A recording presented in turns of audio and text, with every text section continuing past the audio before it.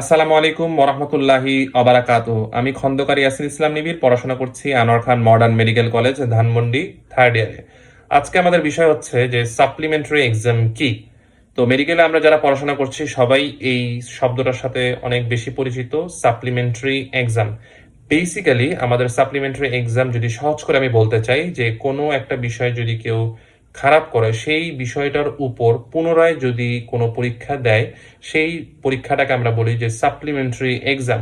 আবার সেই সাবজেক্টটায় যদি কেউ খারাপ করে পরবর্তীতে ওই সাবজেক্টের উপরে আবার একটা পরীক্ষা বা আরেকটা সাপ্লিমেন্টারি এক্সাম, যেটাকে আমরা বলে থাকি সাপ্লিমেন্টারি এক্সাম।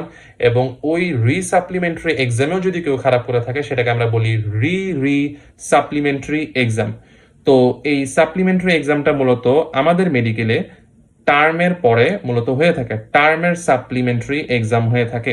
তো তোমরা যারা সাপ্লি পেয়েছো বা সাপ্লি পেয়ে থাকো, তো এটা নিয়ে খুব বেশি ভাববার কোনো কারণ নেই।